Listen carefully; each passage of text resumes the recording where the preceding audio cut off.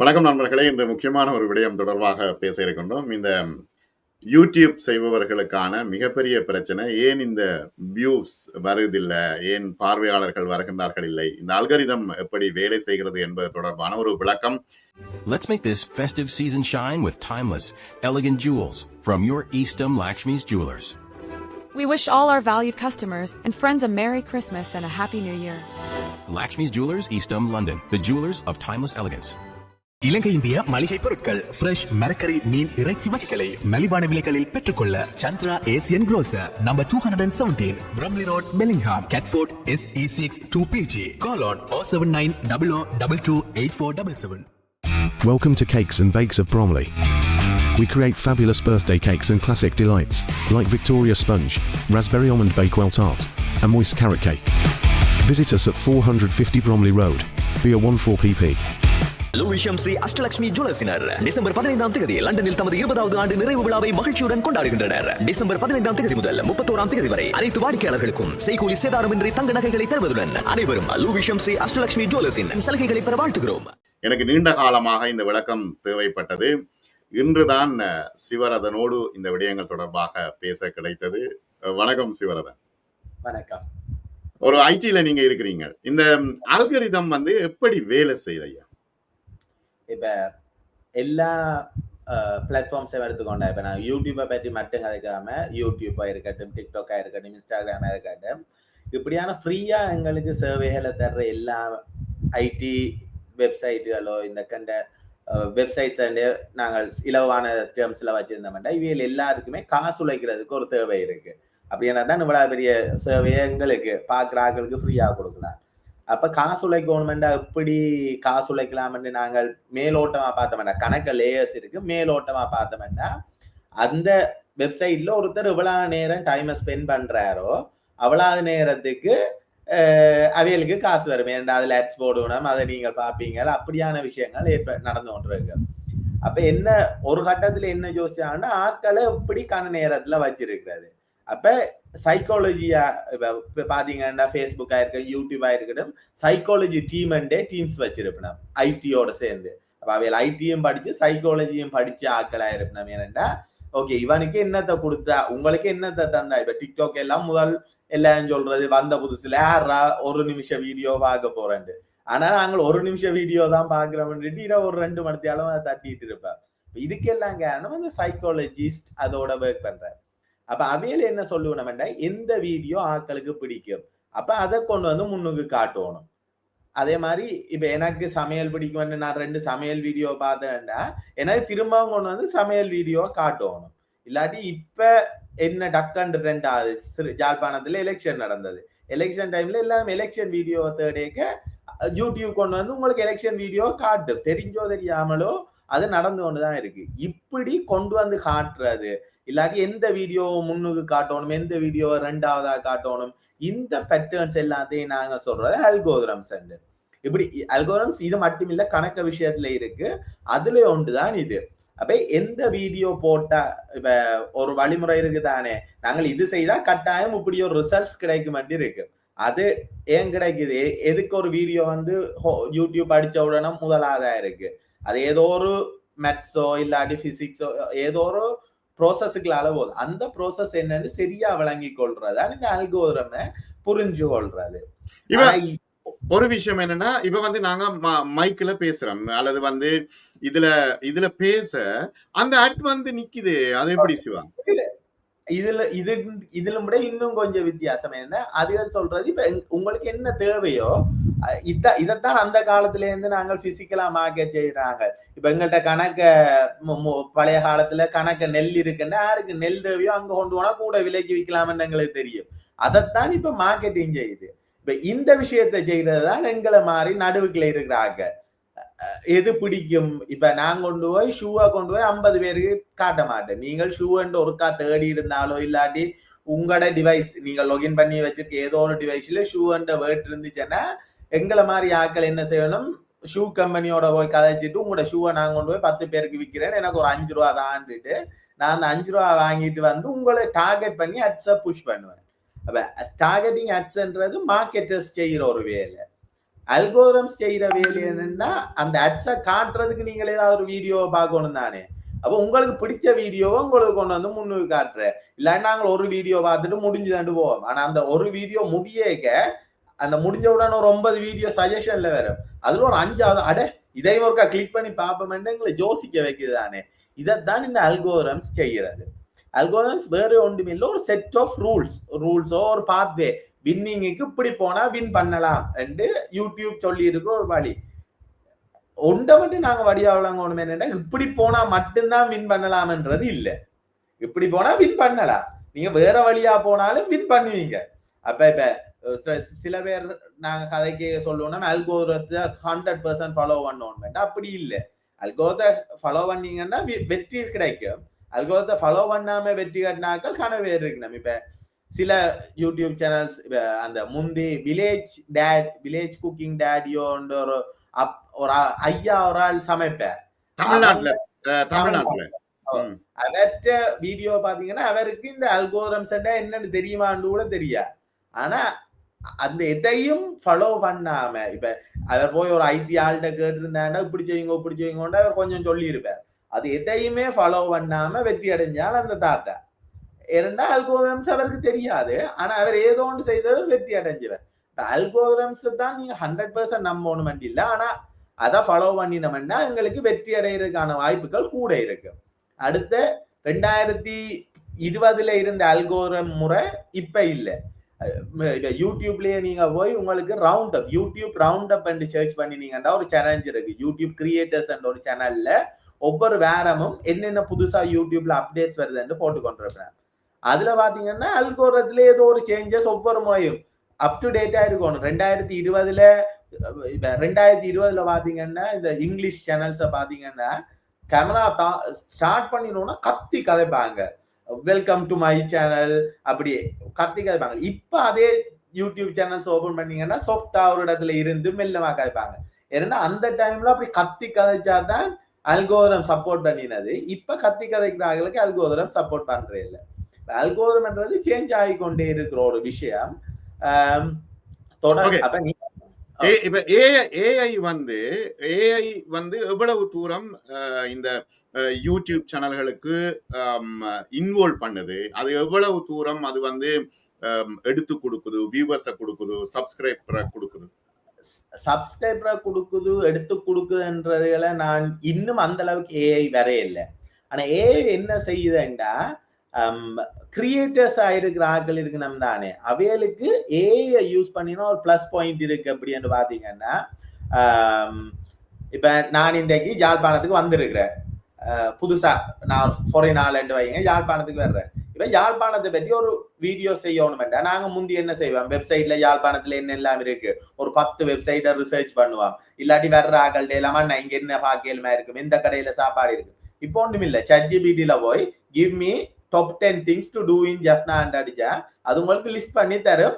இல்லாட்டி நீங்க அதுல இப்ப வடிவா கொடுக்கணும். நான் ஒரு வீலாக் எடுக்கிறேன், எனக்கு என்ன 10 விஷயத்தை கவர் பண்ணணும், எந்த ஆர்டர்ல கவர் பண்ணணும்னு சொல்லனா அதுவே எங்களுக்கு ஸ்கிரிப்ட் ஒன்று தரும். அப்ப நீங்கள் யோசிக்கணும். அப்படி இல்லை, ஸ்கிரிப்டை பாட்டா முதலாக நல்லூருக்கு போறேன் 7 மணிக்கு அதுவே சொல்லும் 7 o'clock நல்லூர்ல பூசை இருக்கு அதை கவர் பண்ணு, 7 மணிக்கு நாங்க நல்லூர்ல பூசையை கவரணும். அப்படியே நீங்க சங்கிலியன் சிலைக்கு போ, மந்திரி மேனைக்கு போ, நிலாவர கிணறுக்கு போண்டு அந்த ரிசர்ச் பண்ணி நாங்க சரியான தகவல்கள் எடுக்கிறோமான்னு அந்த கூட டைம் ஸ்பெண்ட் பண்றோம் தானே, அதான் அப்படியே கட் டவுன் பண்ணுது இந்த யூடியூப். இதுல எங்களால ஸ்கிரீன் ஷேர் பண்ணேன்னா நான் உங்களுக்கு லைவா ஒரு எக்ஸாம்பிள் கூட காட்டலாம். ஓகே ஓகே பண்ணுங்க பாப்போம். ஓகே, உங்களுக்கு இந்த ஸ்கிரீன் தெரியுதா? தெரியுது. ஓகே, இப்ப நான் ஐ ஆம் a vlog YouTuber. ஓகே, நீங்க லண்டன்ல தானே இருக்கிறீங்களா? என்ன I'm going to visit London and do a top 10 places to see. Give me a full script with video angles. Okay, நான் இது சிம்பிள் இதை சொல்றோம் ப்ராம்ப்ட் என்ஜினியரிங். நாங்கள் ஏஐயோட இப்படி கதைக்கிறோம்ன்றதுல இருக்கிறத சொல்றோம் ப்ராம்ப்ட் என்ஜினியரிங். நான் பேசிக்கா இது எல்லாருக்குமே விளங்குறோம். இதை மட்டும் நான் கொடுத்தேன்னா இப்ப பாருங்க ChatGPT எனக்கு எப்படியான ஒரு ஆன்சரை தருது. முதலாவது நாங்கள் டைட்டில் என்ன போடணும் வேண்டும், பேக்ரவுண்ட் மியூசிக் எப்படி பேக்ரவுண்ட் மியூசிக் போடணும், கேமராவை செல்ஃபி ஸ்டிக்ல பிடிச்சிட்டு நில்லுங்கோ, ஹாய் ஹலோ எவ்ரிவன் என்ற பேரை சொல்றேன், I am going to show you the 10 places heart of London, என்ன டிரான்சிஷன் போடணும், முதலாவது பிரிட்டிஷ் மியூசியத்துக்கு போகணும், அதுக்கு எப்படி ஷார்ட் வைக்கணும், அந்த மியூசியத்துல வச்சு நான் என்ன சொல்லணும், பி ரோல்ஸா என்னென்ன காட்டணும், இப்படி எனக்கு ஃபுல்லா வந்துட்டு. இதையே இப்ப ஓகே எனக்கு இங்கிலீஷ்ல வேணாம் ஏண்டா கிவ் இட் இன் தமிழ், அவ்வளவுதான். இது தமிழ்ல வரைக்கும் 100% சரியா இருக்காது, பட் எங்களுக்கு அந்த பேசிக் ஃபவுண்டேஷன்ஸை போடக்கூடிய மாதிரி இருக்கு. தெரியுதா? தெரியுது நல்லா தெரியுது. இந்த பாத்தீங்கன்னா இப்படி இருக்கு. அப்ப இவ்வளவு தானே எங்களுக்கு வேணும். இது டாப் 10 இடம் இல்லை. இப்ப உதாரணமா உங்களுக்கு சமைக்கிற ஒரு வீடியோ இப்ப பாத்தீங்கன்னா உங்களுக்கு எப்படி அந்த கேமரா வைக்கணும்ன்றத கூட உங்களுக்கு வடிவா உங்களுக்கு சொல்லித்தர. அப்ப இப்ப பாக்குற ஆளுக்கு மீசி எங்களுக்கு எடுக்கிற எங்களுக்கு ரிசர்ச் பண்ணி ஒரு நாள் ஃபுல்லா ரன் பண்ணணும் அப்படியான விஷயங்கள் இல்லாம குயிக்கா முடிச்சு கொண்டு போகும். இப்ப இன்னொரு இலவான எக்ஸாம்பிள் சொல்றேன். இப்ப நீங்கள் ஒரு ஆளை இன்டர்வியூ எடுக்கணும் இருக்கிறீங்க. இப்ப உதாரணமா ஒரு கண்டென்ட் கிரியேட்டர்ட்ட நீங்கள் இன்டர்வியூ எடுக்கிறீங்கன்னா, ஐ ஆம்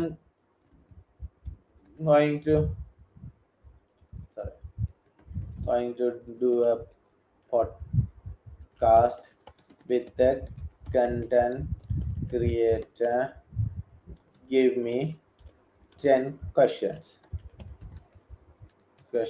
to ask. அவ்வளவுதான். இப்ப இதுல நான் இப்ப பேசிக்கா கண்டென்ட் கிரியேட்டர் இருக்கிறேன். நீங்கள் இதை இன்னும் விவரமா கொடுத்தீங்கடா, ஒரு content creator specially work with restaurants, அவைகள்ட்ட என்ன கொஸ்டின்ஸ் கேட்க போறோம், இல்லாட்டி ஒரு பொலிட்டிக்கல் லீடர், தமிழ் ரிலேட்டடான ஒரு பொலிட்டிக்கல் லீடர்கிட்ட கேட்க போறோம்னா அதுக்குள்ள நீங்க என்னென்ன கேள்விகள் கேட்கணும்ன்றத உங்களுக்கு வடிவா எடுத்து தர. அடுத்த வந்து இப்ப ஒரு லிட்ரேச்சர் ஒரு இலக்கியவாதியை நான் எப்படி சந்திக்க போறேன், அல்லது வந்து இதே செய்து தரும். இதே சரி. இப்ப கொஞ்சம் ஃபேமஸான இலக்கியவாதியாண்டா ஓகே வைரமுத்து, டக்கண்ட அவரைத்தான் ஞாபகம் வந்தது. So I am going to interview Tamil poet Vairamuthu from in Chennai, Tamil Nadu. Give me 10 questions to ask him in Tamil. இவன் வைரமுத்து கொஞ்சம் ஆளும் இதாண்டினா இப்ப வைரமுத்துக்கு ரிலேட்டடான கொஸ்டின்ஸா இதாண்டி இருக்கு. உங்கள் கவிதை எழுதும் பயணம் எப்படி தொடங்கியது, கவிதை எழுத உங்களை தூண்டியது எது, உங்கள் கவிதைகளுக்கு முக்கிய பாதிப்புகள் என்ன, அது உங்கள் படைப்பில் எவ்வாறு பிரதிபலிக்கிறது, தமிழ் இலக்கியத்தில் உங்களுக்கு பிடித்த காலகட்டம் எது, ஏனோ அது சரி. இது வந்து ChatGPT-னுடைய உதவி. அப்ப இப்ப என்ன ஒரு இலகு கிடைக்குதுன்னா, இவ்வளவு காலம் எங்களுக்கு 5 மணித்தியாலம் 10 மணித்தியாலம் ரிசர்ச்சுக்கு கொடுத்த விஷயத்த இப்ப எனக்கு ஈஸியா முடிச்சிடும். இது மட்டும் இல்ல, நான் பெரேராவை பார்க்க கண்டிக்கு போறேன். ஆனா பெரேரா பற்றி எனக்கான அறிவு சரியான குறைவு. ஏன்னா நான் அந்த இடத்துல வளரையிலே தண்ணி இல்லை. பெரேரா பற்றி எனக்கு டக்குன்னு சொல்லணும்னா எங்களுக்கு பாயிண்ட் ஃபார்ம்ல சொல்லும். நான் வாச்சுனா பெரேராவில் 8 நாட்டுல இருந்து வர்றது, மியான்மர்ல இருந்து புத்தபிக்கோல் வருகிறார். அப்ப நான் இந்த வீலோக் எடுக்க நான் அதுகளை ஆட் பண்ணலாம். ஏன்னா வீலோக் உங்களோட வீலோக்க வேற ஒரு பார்க்க போறது அந்த விஷயத்தை பற்றி ஏதோ தெரிஞ்சு கொள்ளணும். அப்ப அந்த இன்ஃபர்மேஷனை நீங்கள் முதல் தெரிஞ்சு கொள்ளணும். முதல் செலவழிச்சோம் சரியான கொஞ்ச நேரத்துல எங்களுக்கு இதாண்டு. இது மட்டும் இல்ல, இப்ப நான் இன்னொரு கதை ஏஐ பற்றி கதைக்கிறபடியா நான் இந்த ஏஐ ஸ்பேஸ்ல இப்ப இருக்கிறபடியா கொஞ்சம் கூட சொல்றேன். உதாரணமா பாத்தீங்கன்னா சூனோன்ற ஒரு ஏஐ இருக்கு. உதாரணமா இதுவரைக்கும் எங்களுக்கு எங்களோட பேக்ரவுண்ட் மியூசிக்குகள் அதுகள் இருக்குதானே, அதை நாங்கள் போடேக்க சில வேளையின் எங்களுக்கு ஏத்த லிரிக்ஸ் இல்லையான்னு யோசிப்பேன். இப்போ உதாரணமா என்னோட ஒரு சமையல் சேனல் இருக்கு, ஜால் சமையல். அப்ப இதை எப்படி என்ன யாழ்ப்பாணத்து உணவுகளை சொல்லி கொடுக்கிற ஒரு சேனல். அனுப்படி நம் அன்பு எல்லாம் சுவை மணக்கும் விரலுணையில் கலை வண்ணம் எளிதாய் சமைத்து மகிழ்வாய் உண்ணும் யாழ் சமையலில் உணவே நம் உயிர் உறவாடும். இப்ப பாத்தீங்கன்னா இந்த சாங் லிரிக்ஸ் கேட்டது இல்ல?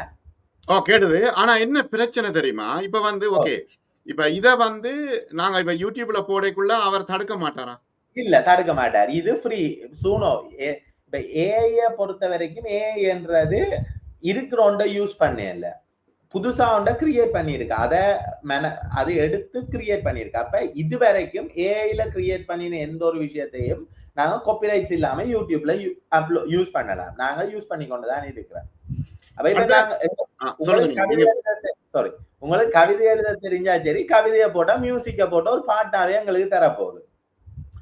அடுத்த இன்னொரு விஷயம் என்னன்னா, ஆக்கள் கேட்கிற கேள்வி, மிக முக்கியமான கேள்வி என்னன்னா, இப்ப 1 லட்சம் போன வியூ ஏன் திடீரென்று 3000 4000 குறையுது என்ற கேள்வி. அதான் சொல்றது. எப்படி என்ன அந்த 1 லட்சம் எப்ப போயிருக்கு, என்ன ரீசனுக்காக போயிருக்குன்னு நாங்க முதலாவது பார்க்கணும். இப்ப உதாரணமா உங்களுக்கு நார்மலாவே 3000 4000 வியூஸ் வந்து ஒன்று இருக்கு. ஆனா இப்ப ஏதோ ஒரு வீடியோ மட்டும் 3 லட்சம் போயிட்டேன்னா இதை சொல்றதா நாங்க வைரல் ஆகுறன்றது. வைரல் ஆகுறா உங்களோட அவரேஜ்ல இருந்த ஏதோ ஒரு வீடியோ ஹை வியூஸுக்கு போறது. அது ஹை வியூஸ் இப்ப 1000 2000 வண்டியில ஒரு 10 மடங்கு 15 மடங்குன்னு போனா அதை சொல்றது வைரல் கண்டென்ட். வைரல் கண்டென்ட் 2-3 விஷயத்துக்காக நடக்கும். அப்படின்னு பாத்தீங்கன்னா ஒன்று கரண்ட் அஃபேரா இருக்கு. இப்போ உதாரணமா சொல்லணும்னா, இங்க இந்த மஹிந்தவை துரத்தின டைம் மஹிந்தவை பற்றி போட்ட எல்லா வீடியோவும் வைரல் ஆனது. ஏன்னா உலகம் ஃபுல்லா தேடி கொண்டிருந்தது. என்ன பொறுத்த வரைக்கும் ஒரு கண்டென்ட் கிரியேட்டர்ஸுக்கு ஹெல்ப் பண்ற ஒரு ஆளா நான் சொல்லுவேன், இந்த வைரல் கண்டென்ட்டை மட்டும் நம்பி நாங்கள் ஒரு சேனல் இதாண்டா கூட. ஏன்னா அந்த டைம் மட்டும்தான். இப்ப கோவிட் வருதுன்னா அந்த கோவிட் வந்த டைம்ல கோவிட் ரிலேட்டடா உங்களுக்கு கூட பேர் பார்த்திருப்போம், கோவிட்டுக்கு என்ன செய்திருக்கலாம் என்று இதன். இப்ப கணவர் என்ன செய்யறேன்னா ஒன்று வைரல் ஆன ஒண்ணு ரிப்பீட்டட் திரும்ப திரும்ப திரும்ப அந்த என்னன்னு சொல்ற அந்த ஒன்று கிடைச்சுன்னா அதுல இருந்தே பால் இல்ல அரைத்த மாவை அரைக்கிற மாதிரி அரைச்சு கொண்டே இருப்பினார். ஆனா அவையல் விளங்கணும், அது அவையல்ட பிரசன்டேஷனாலோ அவையல்ட இன்ஃபர்மேஷனாலேயோ போக இல்லை. அது ஒரு வைரல் மொமெண்டா மஹிந்தாவை பற்றி தேடினபடியா நீங்கள் கொண்டு போயிட்டு இருக்கிறீங்க. அப்ப இது கடைசி மட்டும் கன்சிஸ்டண்டா வராது. அதே மாதிரி இன்னொரு டைப் இருக்கு. முதல் பாத்தீங்கன்னா 1 லட்சம் 80,000 90,000 95,000 போய் கொண்டிருக்கிறது. இப்ப பாத்தீங்கன்னா அவைகளுக்கு ஒரு 5,000 6,000 7,000 வரும். இதை சொல்றது யூசர், உங்களோட ஆடியன்ஸ் இருக்கு தானே, அவையில நீங்கள் புரிஞ்சு கொள்ளணும். உதாரணமா பாத்தீங்கன்னா டெலிவிஷன்ஸ் முந்தி சரியான ஃபேமஸா இருந்தது. ஏன் இப்ப டெலிவிஷன்ஸ் ஒருத்தரும் விரும்பி பாக்குறே இல்லையா, அந்த ஆடியன்ஸ் இந்த மைண்ட் செட் இருக்கு தானே, அந்த டெலிவிஷன்ஸ் பார்த்தாக்கள் இப்ப டெலிவிஷன்ஸ்ல இன்ட்ரெஸ்ட் காட்டல. அதே மாதிரி தான் இப்ப உதாரணமா சொல்லணும்னா 30 வயசு படியன்னா எனக்கு 30 வயசு ஆகுது. நான் கூட பாக்குறது பாத்தீங்கன்னா கடைக்கு போய் ஆக்கள் சாப்பிடுறது, அந்த ஃபுட் ரிலேட்டடான கண்டென்ட் இருக்கு. இதே ஜோசிங்க ஒரு 3 வருஷத்துல நான் அந்த கண்டென்ட்டை பார்ப்பேனா, எனக்கு 34 35 வயசுல சில வேளை சுகர் வந்துடலாம், பிபி வந்துடலாம். அப்ப எனக்கு அந்த கண்டென்ட்டோட இன்ட்ரெஸ்ட் போயிட்டு, ஆனா உங்களோட சப்ஸ்கிரைபரா நான் இருப்பேன், நீங்க போடுற வீடியோன்னு நான் பார்க்க மாட்டேன்.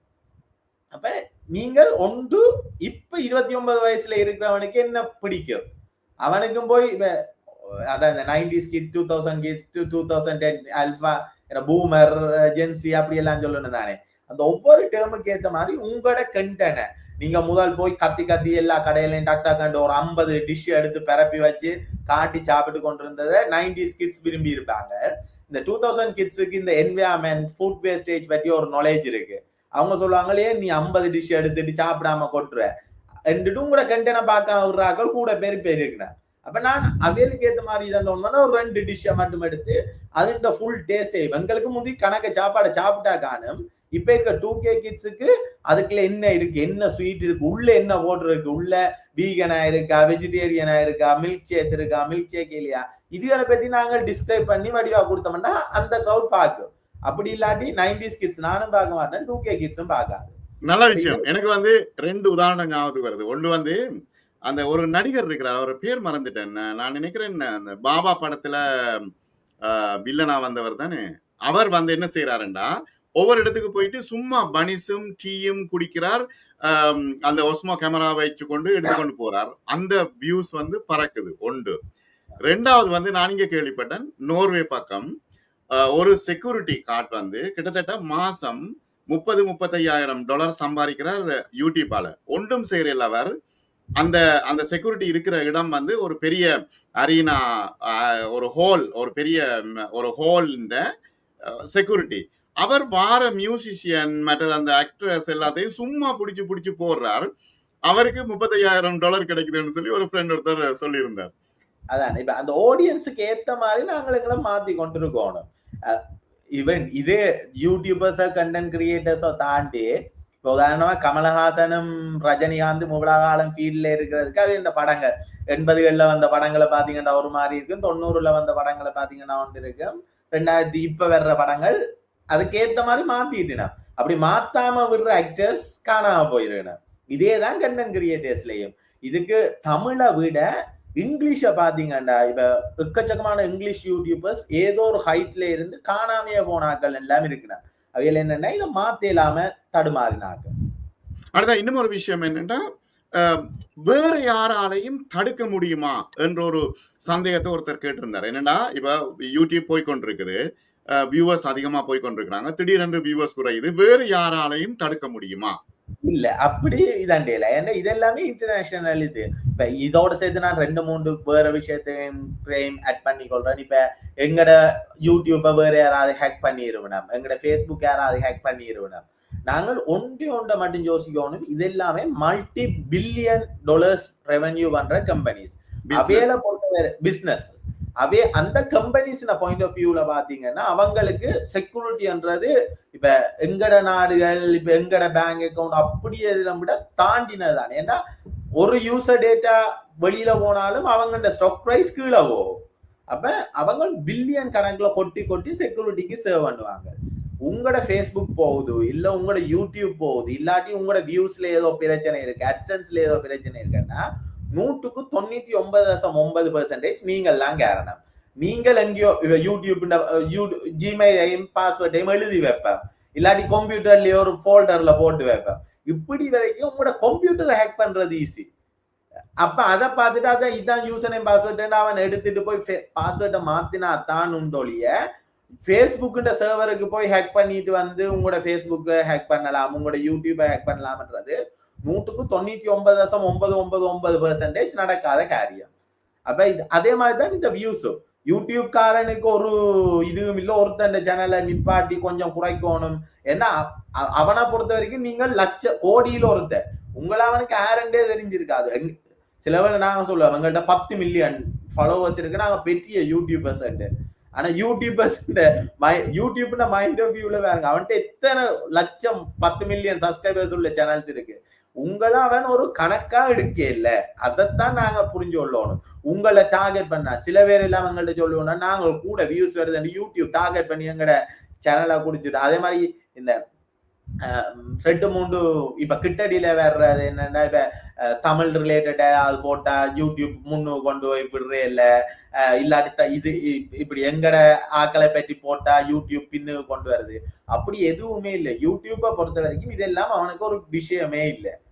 இதெல்லாமே நீங்கள் ஏதோ ஒரு பிள்ளை விடுறீங்க. இப்ப கம்யூனிட்டி கைட்லைன் ஒன்று இருக்கு யூடியூப்ல, நீங்க கெட்ட வார்த்தை பேசக்கூடாது, நீங்கள் 2-3 விஷயங்களை காட்டியலாது. இப்ப போய் அதுக்கு நாங்க கிளிக் பண்ணிட்டு தானே அங்கால போறோம். அதான் அதை நாங்க கன்சென்ட் பண்றோம். இப்படி எல்லாம் காட்ட மாட்டோம். ஆனா இப்படி எல்லாம் காட்டி கன்சென்ட கொடுத்துட்டு கிளிக் பண்ணிட்டு அந்த கிளிப்ஸ்களை நீங்க வச்சிருந்தீங்கன்னா யூடியூப் உங்களுக்கு மேல ஏதோ ஒரு ஆக்ஷன் எடுக்கத்தான் போகுது, உங்களோட வியூஸ் லிமிடெட் பண்ணத்தான் போகுது. சோ அந்த கம்யூனிட்டி கைட்லைன் நாங்க மீறக்கூடாது. ஏன்னா அது நாங்கள் அவங்கள்ட்ட சேவையை யூஸ் பண்றோம், அவங்கள்ட்ட ரூல்ஸுக்கு கீழே வர்றோம். அதை தவிர வேற ஒன்றும் இல்லோடைய அந்த யூடியூப் ஆலையோ இல்ல தேர்ட் பர்சன் ஆலையோ உங்களோட வியூஸை குறைக்கலும் அப்படி எந்த ஒரு விஷயமும் செய்ய இயலாது. அடுத்த இன்னொரு விஷயம் எனக்கு ஞாபகம் வந்தது, நீங்க பேசிக்கொண்டிருக்கிற நேரம் இந்த பாஸ்வேர்ட் அல்லது செக்யூரிட்டி விஷயங்கள்ல நீங்க 3-4 செக்யூரிட்டி லாக் போட்டு வைக்கலாம் தானே. ஒன்று போனுக்கு மெசேஜ் வரக்கூடியதா, மற்ற இன்னொரு இமெயிலுக்கு மெசேஜ் வரக்கூடியா, அல்லாட்டி ஒத்தன்டிகேட்டருக்கு மெசேஜ் வரக்கூடியதா அப்படியெல்லாம் போட்டு வச்சு பாதுகாக்கலாம்.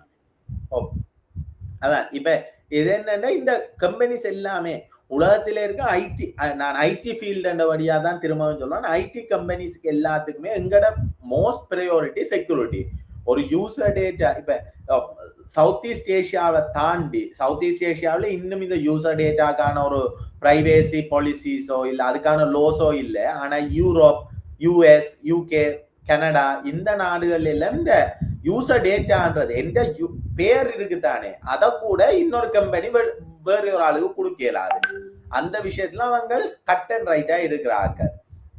அப்படியான ஒரு இடத்துல இருக்க கம்பெனி எவ்வளவுக்கு எவ்வளவு தங்களோட யூசர்ஸை பாதுகாக்கலும்ன்றத கொண்டு அதுக்கான முன்னாயத்தங்கள் எடுத்திருக்கு.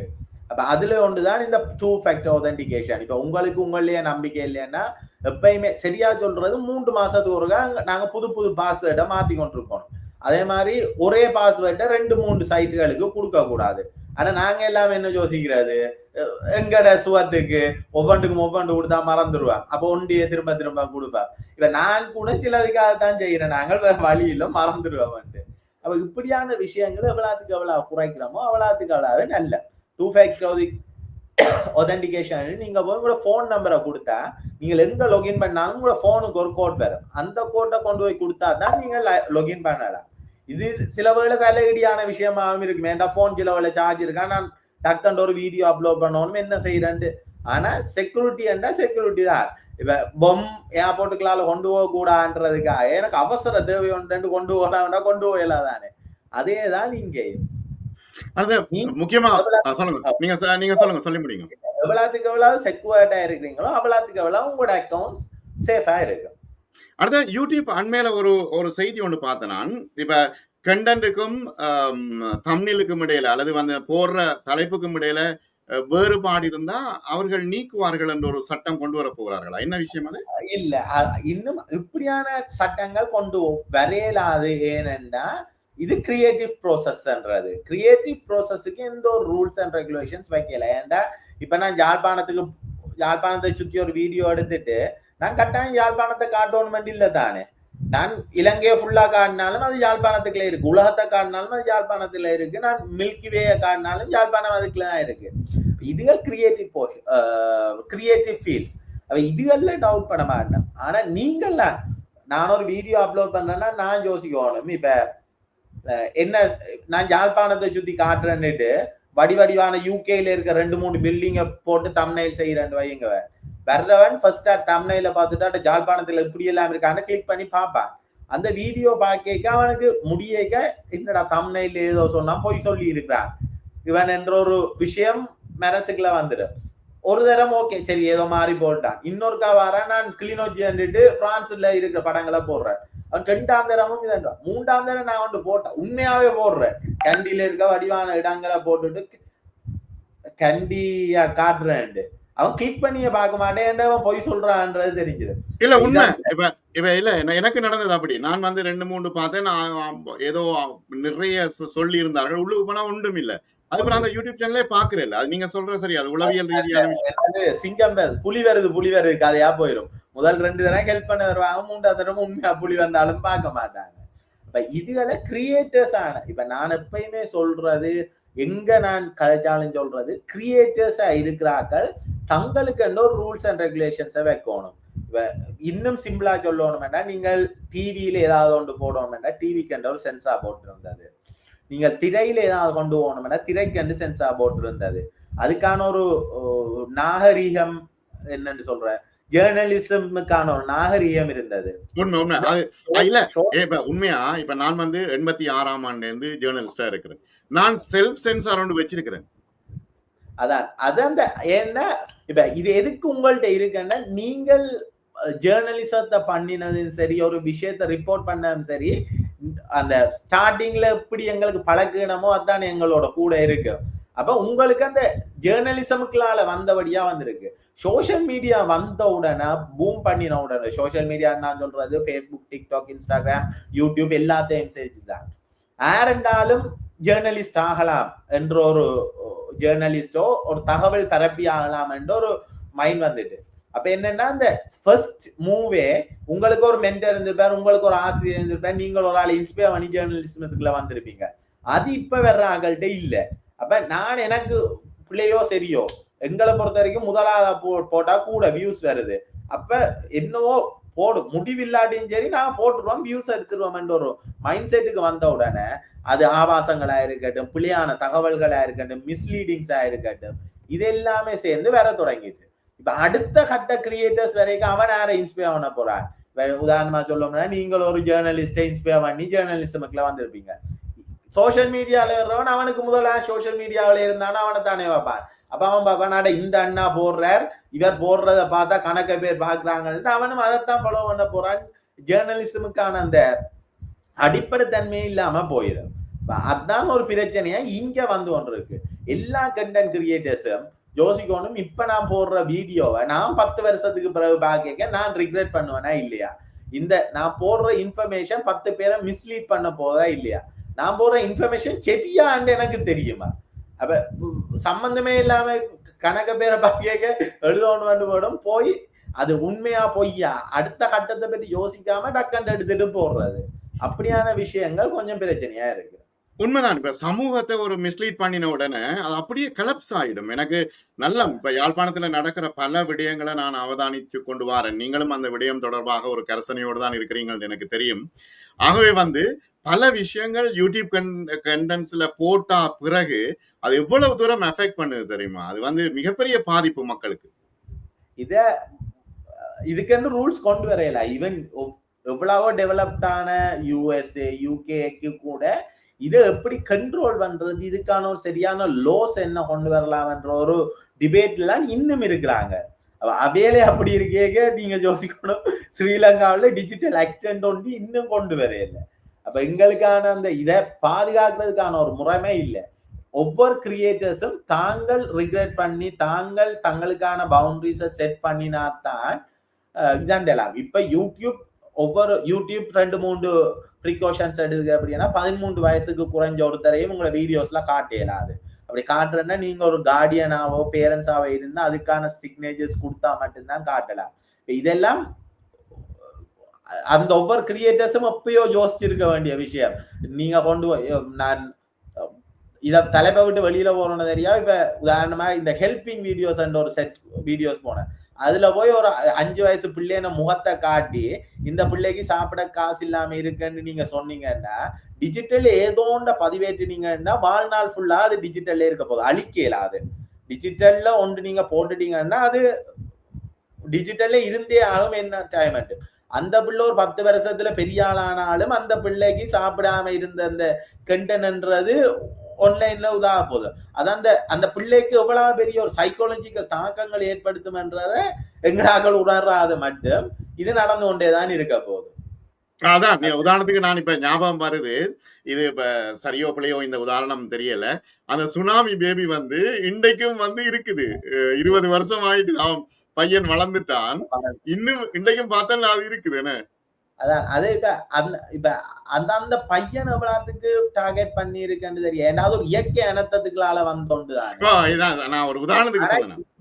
அதான் இதுகள் நாங்கள் செல்ஃபா அந்த 5 வயசு பிள்ளைக்கு தான் என்ன நடக்குதுன்னு கூட தெரியாம நாங்கள் அந்த பிள்ளை கணக்க வீடியோஸ் பார்த்தா அந்த பிள்ளைட்டு என்ன உங்களுக்கு எப்படி இருக்கு, பசிக்குதான்னு அந்த பிள்ளைட்டு நாங்கள் உணர்ச்சிகளை தூண்டி இது ஒரு ஜேர்னலிசமோ இது ஒரு இன்ஃபர்மேஷன் ஷேர் பண்ற இடமோ இல்லை. ஆனா நாங்கள் அதை பிள்ளையா செய்யறோம். அதங்கிற கண்டென்ட் கிரியேட்டர்ஸ் எப்ப உணர்றனமோ அப்பதான ஒரு ஹெல்த்தியான ஒரு கண்டென்ட் கிரியேட்டர் சொசைட்டி ஒன்று வளர. மிக நன்றி சிவா. மிக முக்கியமான பல விடயங்கள் தொடர்பாக இன்று விளங்கப்படுத்தினீர்கள். நன்றி சிவா, உங்களுக்கு இந்த நேரத்தை பயன்படுத்தி இந்த நேர்காணலில் கலந்து கொண்டமைக்கு நன்றி. வணக்கம். நன்றி. தேங்க்ஸ்.